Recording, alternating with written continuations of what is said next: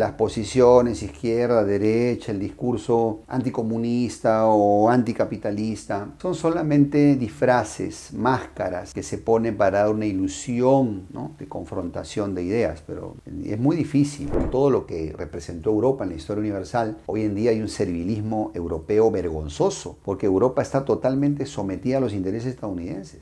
Muchos se quejan y dicen, ay, pero ¿cómo es posible, no? Rusia está buscando pleitos y ¿por qué invadió Ucrania? Mi querido amigo, son las herramientas del poder. Nadie cambia el statu quo a la buena. El statu quo siempre cambia a la mala, a través de guerras. Entonces, no es de extrañar que Rusia haya invadido Ucrania, que estamos de acuerdo, éticamente es condenable, como lo fue la invasión a Libia o la invasión a Irak. Todas las invasiones son éticamente condenables, pero todas las potencias lo han hecho. Ninguna puede, digamos, arrojar la primera piedra. ¿Alguna vez te has preguntado por qué razón a veces tu presidente ha tomado decisiones irracionales, ilógicas o hasta estúpidas que pareciera que privilegian los intereses extranjeros en lugar de los intereses nacionales? ¿O por qué razón a veces pareciera que tus políticos son solo marionetas de grupos mafiosos en lugar de representar los intereses de los ciudadanos de a pie? ¿O por qué razón a veces pareciera que países extranjeros, grandes potencias, están dictando nuestra política nacional? Estamos ante la presencia de la geopolítica. La geopolítica es aquella ciencia que nos permite entender las luchas de poder y la toma de decisiones en el mundo entero. Y nos afecta en el día a día porque de ella van a emanar las políticas públicas que pueden generar crisis de todo tipo, desde las crisis alimenticias, económicas, sociales, financieras, de salubridad o hasta directamente guerras. Por esa razón en este video vamos a analizar justamente eso. ¿En qué consiste este tema de la geopolítica? ¿Qué hay tras bambalinas en estas grandes tomas de decisiones en el mundo entero? ¿Y de qué manera debemos abordarla y lidiar con ella para salir lo menos afectado posible? Quédate y te cuento más. Aunque a veces pareciera que el mundo se mueve por una lucha de pensamientos, ideas, ideologías, creencias, lo que pocas personas saben o digamos entienden es que el mundo se maneja por interés. Los grandes intereses materiales, económicos, financieros que mueven la toma de decisiones de los grandes, digamos, grupos de poder en el mundo. Además, es bueno saber, como nos muestra el gráfico, la pirámide de la toma de decisiones y de poder que tenemos en el mundo, donde básicamente en la cúspide de la cúpula de la pirámide estarían pues los grandes grupos financieros, los grandes grupos banqueros, los que controlan el dinero en el mundo, y no solo me refiero pues a las instituciones occidentales como BlackRock o los grandes bancos de inversión, sino también los grupos financieros de Asia, de Oriente. Entonces, digamos, primero están los grandes grupos económicos transnacionales en la cúspide de la pirámide. Debajo de ellos estarían pues los grandes sectores tecnológicos, digamos, que sirven como herramienta para transmitir ese poder. Básicamente estarían ahí los grandes complejos pues militares, tecnológicos, farmacéuticos, alimenticios, ¿no? Digamos que primero está el directorio y después están las transnacionales. Digamos, estas transnacionales que no tienen fronteras, tienen presencia mundial y que pues obviamente digamos que forman los grandes lobbies que van a influenciar en la toma de decisiones de políticas nacionales. Más abajo estarían los estados nacionales, que teóricamente nos representan a todos, ¿cierto? Y en esos grupos, digamos, estados nacionales estarían pues los poderes políticos, los poderes fácticos. Pero esos grupos de poder están subordinados a los primeros que he mencionado, porque básicamente ningún político que logre el poder por la vía democrática, que normalmente va a necesitar financiamiento, va a necesitar grandes inversiones de marketing y para hacer mover la máquina electoral que consiga los objetivos, pues va a necesitar financiamiento. Y ese financiamiento viene de arriba. Y pues esta gente de arriba obviamente le apuesta, pues es como el hipódromo, ¿no? Le apuestas al caballo A, B, C. El que gane lo vas a tener ahí a tu servicio. Y lógicamente lo que inviertes lo vas a esperar un retorno de esa inversión. Así funciona. Entonces de alguna manera nuestros sistemas políticos están diseñados para que estos políticos,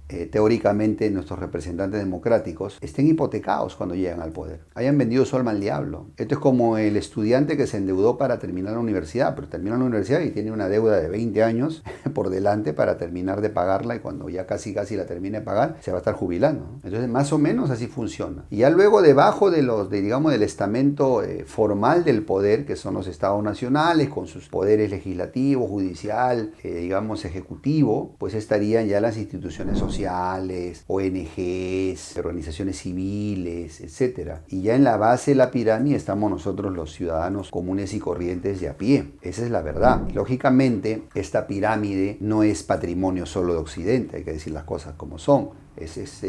Esto tiene presencia en todo el mundo, entonces hasta en Oriente también. Y así funciona, ya sea que tengas un modelo político democrático, liberal, tipo occidental, o ya sea que tengas un modelo autocrático, digamos estilo asiático. Pero eso se sabe que es así. Hoy en día las grandes transnacionales acumulan activos, un valor de mercado a veces superior al del PBI nominal de varios estados-nación. Y lógicamente ya esas transnacionales a su vez reportan a los financistas, ¿no? Los que financian esos proyectos. Por ejemplo, el famoso Elon Musk no es, a pesar de que la propaganda nos lo vende como un héroe, un hombre autoformado, ¿no? Hecho a sí mismo, pues no es cierto. Es sabido que ha tenido mucho apoyo gubernamental de fondos públicos para poder llevar adelante sus proyectos empresariales. Entonces él le debe muchos favores al establishment, al igual que en su momento fue el famoso Eike Batista en Brasil, por ejemplo, o el famoso Zuckerberg ahora en Estados Unidos también, o el famoso Jack Ma en China, por dar algunos ejemplos. Es que esto funciona así. Lo que pasa es que mediáticamente se nos vende a estas imágenes,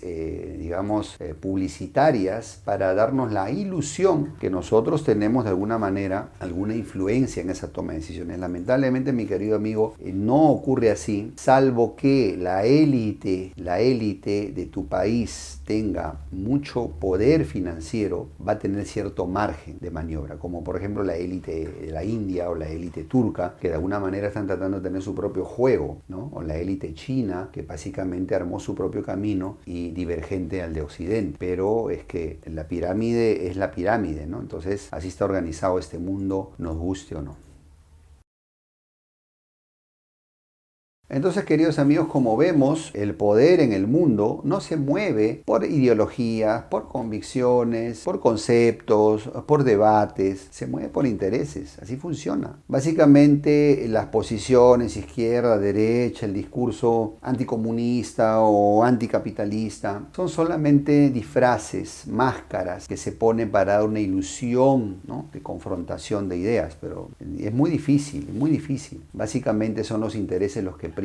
Y hay dos formas de ejercer ese poder, el llamado soft power y el llamado hard power. El soft power viene siendo todo el ejercicio de poder blando. ¿Qué es el poder blando? Básicamente es la diplomacia comercial, la diplomacia política, la diplomacia, tecnológica, la influencia cultural a través de los medios de comunicación que difunden o permiten que la cultura del hegemón impregne a los estados subyugados y les hagan pensar que el dominio del hegemón es eterno y que no hay manera de eludirlo, no hay manera de acabar con eso, que están destinados pues a dominar, ¿no? Y esto ha sucedido no solamente en América Latina, porque a veces nosotros tenemos una visión muy anti-estadounidense porque nos tocó el hegemón estadounidense en este lado del planeta, pero si nosotros fuéramos ucranianos, estonios o letonios seríamos muy antirrusos porque a ellos les tocó sufrir el ejercicio de poder soviético. O si fuéramos vietnamitas o digamos camboyanos, probablemente seríamos antichinos, o mongoles también seríamos antichinos, porque habríamos sufrido todo digamos la hegemonía china en esa región del mundo. Entonces es así que funciona el dominio cultural, a través pues de producciones cinematográficas, la literatura, la música. Un ejemplo muy reciente de esto es la famosa fiebre del K-pop, ¿no?, del K-pop coreano, ¿no? Pero igual se puede hablar del manga japonés, por ejemplo, o del dorama coreano, o por ejemplo de las producciones de Bollywood en India, o de Nollywood en las regiones de Pakistán, Nigeria, ¿no? Entonces, digamos, la influencia musical, la influencia cultural en Latinoamérica somos muy a veces pro-estadounidenses o pro-sueño americano, pues porque hemos prácticamente lactado toda la influencia hollywoodense.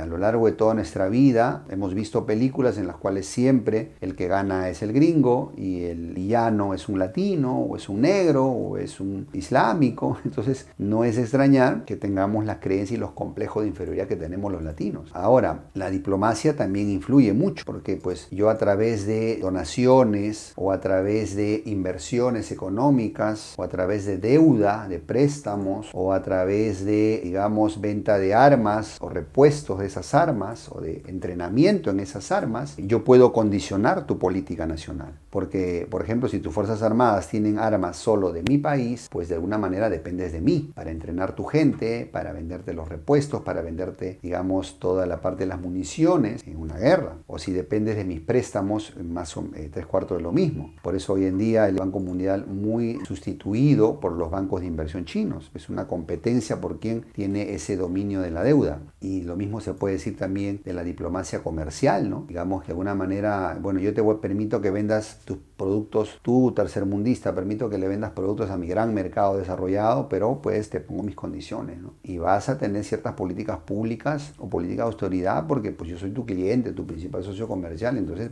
soy tu principal inversor, entonces pues tienes que hacerme caso. Así funciona el soft power. Ahora, cuando el soft power no funciona tan bien o no es suficiente, las sanciones económicas o financieras, entonces ya entra el hard power, ¿no? ¿Qué es el hard power? Es el poder duro, el poder de la bota militar, de la amenaza militar o de la intervención militar directamente. Entonces, pues, yo puedo invadir tu país o te pongo un portaaviones en tus costas o te mando mi grupo paramilitar tipo Wagner o armo a tus secesionistas o armo a tus opositores o armo a tu vecino o directamente intervengo y doy un golpe de Estado. Y acá, pues, a pesar que muchos se suelen hacerse llamar demócratas, pues no existen. Es sabido que Estados Unidos ha patrocinado a lo largo de su historia muchísimos golpes de Estado, desde Pinochet hasta el último, el Euromaidán, por dar un par de ejemplos, y pues muchísimos a lo largo de la historia en América Latina y el mundo. Pero también podemos decir lo mismo de la Unión Soviética, ahora Rusia, ¿no? Con los golpes de Estado que patrocinaba pues en los países comunistas, el apoyo que le dio Fidel, etcétera, ¿no? Los golpes de Estado en África. Y también China ha tenido su historia, su lado negro en ese sentido, ¿no? Recordemos que gran parte del apoyo del régimen norcoreano pues se lo debe a China, obviamente, ¿no? China la defendió en la guerra de Corea. Entonces, digamos que pones o sacas dictadores según te convenga. Así funciona la dinámica de poder. No existe un bando democrático, humanista per se. Todos tienen sus intereses y todos tienen su lado negro a lo largo de la historia. Pero es esa combinación de soft power y de hard power las palancas con las que se ejerce ese poder en el mundo. Entonces, ya que entendemos todo esto, podemos concluir que la política nacional siempre va a depender de la política internacional, no al revés. Por lo menos en los estados subyugados en los que vivimos nosotros, el tercer mundo. Hasta la Europa actual, con todo lo que representó Europa en la historia universal, hoy en día hay un servilismo europeo vergonzoso, porque Europa está totalmente sometida a los intereses estadounidenses. Y de alguna manera los otros países aliados de Rusia pues están sometidos a Rusia. Estamos hablando de Norcorea, Irán, la India mismo, así muy influenciado por el financiamiento en armas ruso. China obviamente tiene un gran dominio sobre Asia Central, Norcorea también, países del sudeste asiático, y qué decir en África, ¿no? En África esto se ve muy claro, ¿no? Los países africanos hoy en día han encontrado los nuevos amigos, ¿no? Reciben armas de Rusia y reciben dinero chino a través de inversiones. Por supuesto que se van a volver pro-chino, pro-ruso, obviamente, ¿no? Así funciona. La política nacional está condicionada a la política internacional. ¿Por qué? Porque nuestros países, nuestros gobiernos se financian básicamente por dos vías: los impuestos a la producción nacional y los impuestos que recaudan por las, digamos,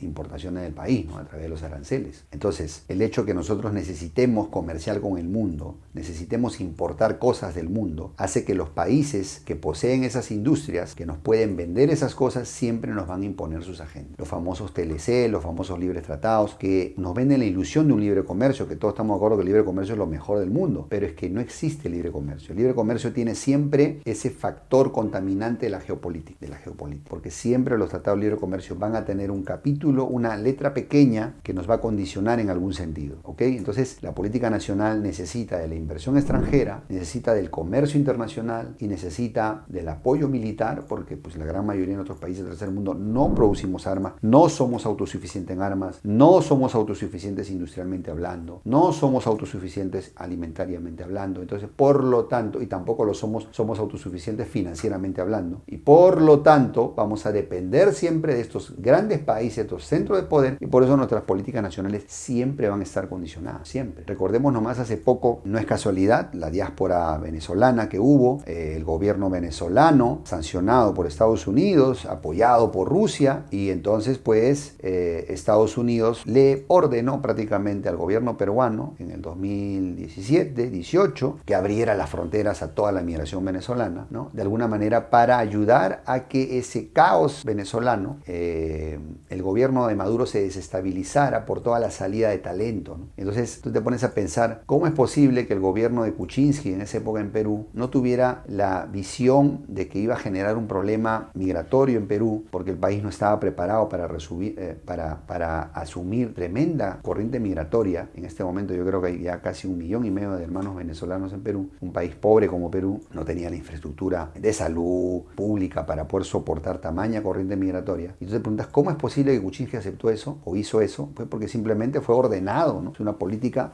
extraterritorial, donde manda el capitán, no manda el marinero. Y es así de simple, ¿no? Ahí tienes clarísimamente cómo funciona el asunto. O también podemos hablar 3/4 de lo mismo sobre la política nacional de Bielorrusia, totalmente condicionada a los intereses rusos, o la de Norcorea, ¿no? Totalmente condicionada a los intereses chinos y rusos, ¿no? Por dar un par de ejemplos. Y 3/4 de lo mismo en África, en este momento está siendo disputada. Entonces, los políticos nacionales, su capacidad de poder y decisión es muy limitada en un bando. Si tú no eres un país potencia, siempre vas a estar en un bando y eres un peoncito más en el tablero. Nuestros presidentes, nuestros políticos no tienen tanto poder como nos gustaría pensar y lamentablemente no toman las decisiones a favor del país, no siempre porque no quieran o porque no saben, simplemente porque no les dejan. Así funciona la política y entonces hay que tenerlo muy, muy presente.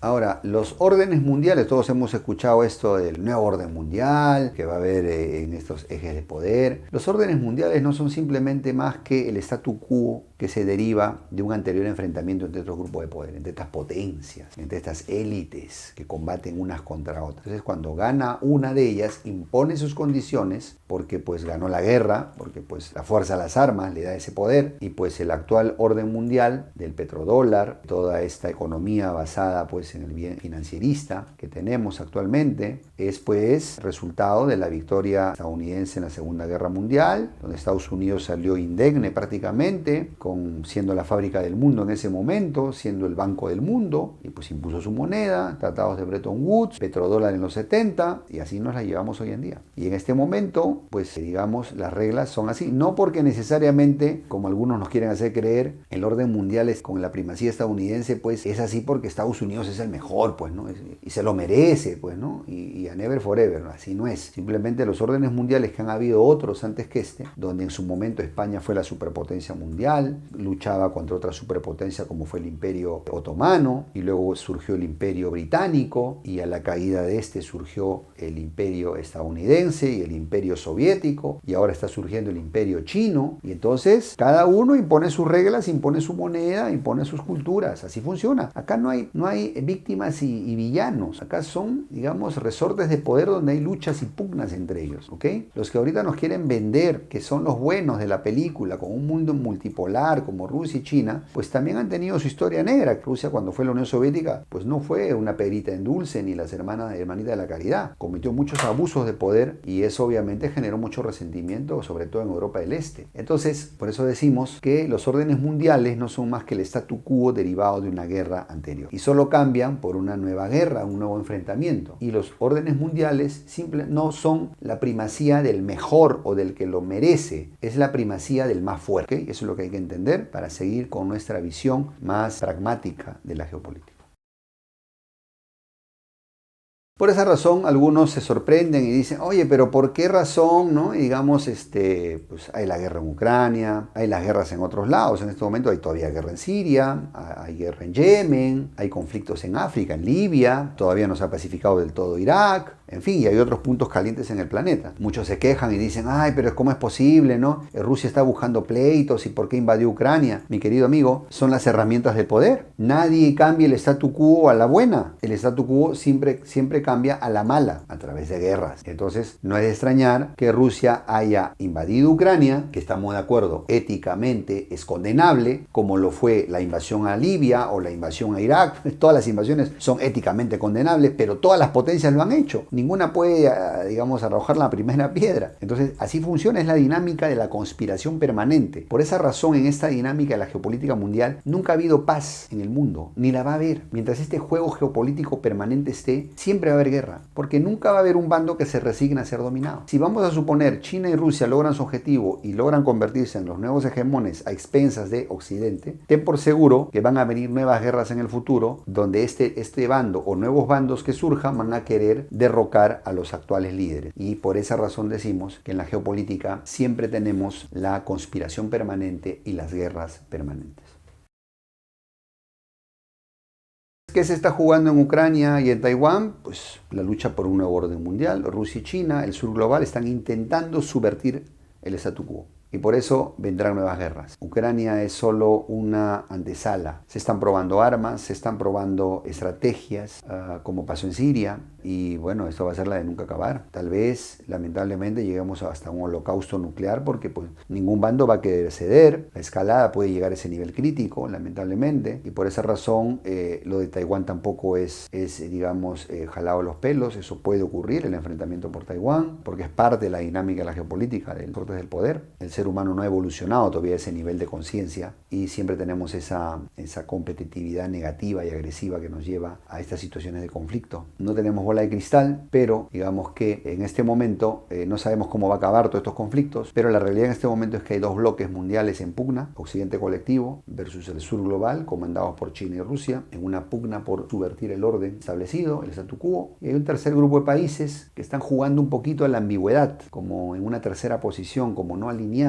¿no? Los famosos no alineados, como por ejemplo estamos hablando de la India, Brasil, Turquía, Arabia Saudita, que a pesar que están en los BRICS, digamos que son los miembros del BRICS menos agresivos, un poquito más ambiguos. Recordemos que, por ejemplo, la India en este momento se ha incorporado a un corredor, la famosa ruta de las especies, ¿no? Van a competir la ruta de la seda con la ruta de las especies, ¿no? Que va a ir de la India, pasando por Emiratos Árabes, Arabia Saudita, a Jordania, Israel, tal vez Turquía y hasta Europa. Entonces están tratando siempre de pescar a río revuelto, ¿no? Entonces, son países que sí quieren que el statu quo cambie, pero tampoco están de acuerdo en una primacía, una supremacía China y Rusia. Entonces también tienen su propio juego, nostalgias imperiales también. Entonces, pero en Latinoamérica, países pequeñitos, no tenemos ese margen de maniobra, lamentablemente. Estamos tratando de, pero no nos dan los recursos, no nos da tampoco la capacidad de nuestras élites, lamentablemente, la capacidad de visión y de maniobra estratégica, y así las llevamos, ¿no? En este momento así está el mundo, con esta pugna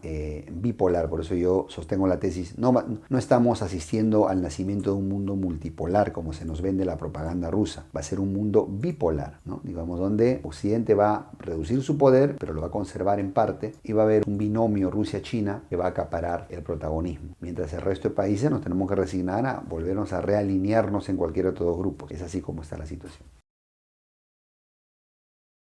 ¿Qué podemos decir de nuestra Latinoamérica? ¿Cómo está Latinoamérica en medio de toda esta situación geopolítica de grande toma de decisiones? Lamentablemente nuestra Latinoamérica está balcanizada desde el siglo XIX, ¿no? Nos dejamos dividir, pues somos muy pequeños en tamaño, aunque pensemos que no, pero somos uno de los continentes menos poblados, solo superamos a Oceanía. Territorialmente hablando sí somos grandes, pero al estar divididos el único país grande es Brasil. Eso impide que nosotros unamos fuerzas, impide que seamos importantes, estamos atomizados.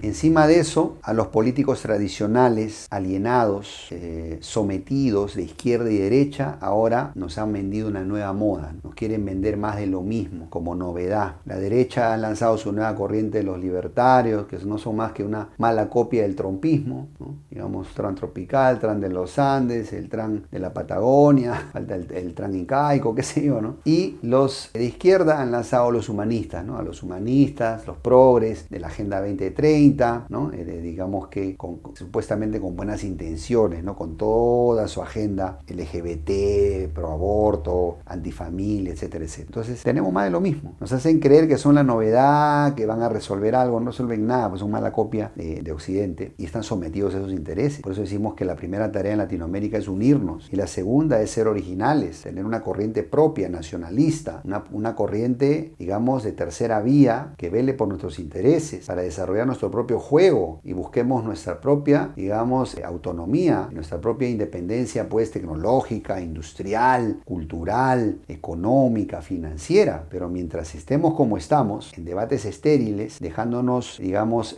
guiar como borregos por estos malos imitadores, estos payasos políticos que han salido últimamente, nada nuevo va a ocurrir en nuestra Latinoamérica. Esa es la verdad. Solo vamos a ser divididos. Ahora ya no vamos a hacer solo patio estadounidense, vamos a hacer también patio ruso. No es novedad la presencia rusa en Latinoamérica, está presente en Venezuela, es la que sostiene el régimen de Maduro, el régimen de Ortega, de Cuba, y ahora pues también hay la presencia del grupo Wagner. Hace poco salió la noticia, un grupo de parlamentarios en Perú, y me imagino que también en otros países en la región, han ido a un congreso parlamentario ruso-latinoamérica. Entonces Rusia está poniendo la mira en los políticos latinoamericanos, está tratando de captarlos, está tratando de jalarlos a su área de influencia y no nos extrañe que empiecen a haber ahora nuevos golpes blandos o buscando gobiernos muy prorrusos en la región y que lógicamente al ser prorrusos van a ser armados por Rusia, ¿no? Con sus S-300 o lo que fuese. Entonces lamentablemente nuestra Latinoamérica, mientras sigamos siendo guiados por estos borregos, nada bueno nos va a esperar. Vamos a seguir siendo patio trasero de potencias, a Never Forever, si es que no hay un cambio en nuestra mentalidad, en nuestro chip mental. Muy bien, querido amigo, de esta manera llegamos al final de nuestro video con las siguientes conclusiones. La geopolítica es la ciencia que nos permite entender el mundo en sus dinámicas de poder y su toma de decisiones basada en intereses que a su vez son buscados a través del soft power y del hard power. Lo primero que tenemos que tener claro es que en la geopolítica no existen buenos y malos, existen intereses materiales, son los que motivan a las potencias a hacer lo que hacen. No existe potencia buena o mala. Todas hacen lo que tienen que hacer para sostener sus privilegios y su poderío, ¿ok? Eso es lo primero que tenemos que entender. En Latinoamérica, lamentablemente, en tercer mundo, los países pequeños tenemos poco margen de maniobra, digamos, para tener un propio juego, como lo tienen países medianos como la India, como Arabia, como Turquía. Es deber de nosotros los latinoamericanos cambiar esta situación. Lo primero, expulsando a los payasos, a los borregos que nos gobiernan, que siempre están como títeres de estas potencias extranjeras. Es necesario desarrollar una tercera vía auténtica, pro Latinoamérica, no pro Estados Unidos ni pro Rusia, pro Latinoamérica, nacionalista, que busque la autosuficiencia tecnológica, económica, financiera, industrial, para que Latinoamérica tenga su propio juego. Y por eso la primera tarea es unirnos para ser más fuertes y obviamente buscar esos intereses nacionales. Entonces la geopolítica es una ciencia que es necesario estudiarla porque afecta a tu vida. Te des cuenta o no te des cuenta, te guste o no te guste la materia, influye, impacta en tu vida. Porque si eres víctima de un gobierno intervenido, un gobierno títere, un país donde la hiperinflación está desbocada, donde está intervenido al tal punto que tu país sufre de una crisis migratoria, de una crisis de inseguridad, de una crisis económica, de una crisis alimentaria, lo único que te va a quedar es emigrar. Y entonces por esa razón es importante entender la geopolítica, estudiarla, y por esa razón nació este canal, para difundir la geopolítica, para despertar mentes y conciencias y despertar corazones, ¿okay? Y tenemos una línea objetiva, siempre hemos tratado de ser objetivos. Por esa razón en este video y en este canal vas a encontrar siempre críticas a Estados Unidos, a Rusia, a la propia China. Eso demuestra nuestra independencia. Lo que diferencia a un analista de un propagandista es justamente eso. Un propagandista en su línea editorial siempre lo vas a ver defendiendo a un solo bando y pintándote a ese bando como el bueno de la película. En nuestro caso no, porque no recibimos incentivos de ninguna potencia, ni lo esperamos recibir tampoco. Entonces te invito a tomar conciencia, te invito a ese desafío de crear esa tercera vía para que nuestra Latinoamérica se desarrolle y por fin tengamos nuestro propio juego geopolítico. Te invito al debate, espero tus comentarios en la caja de abajo, ya sea que estés en acuerdo o en desacuerdo con nosotros, no pasa nada, siempre que lo hagas con respeto. Te mando un gran abrazo de hermano latinoamericano, te veo en el próximo video y recuerda, nuestra Latinoamérica necesita unidad para ser grandes. Hasta la próxima.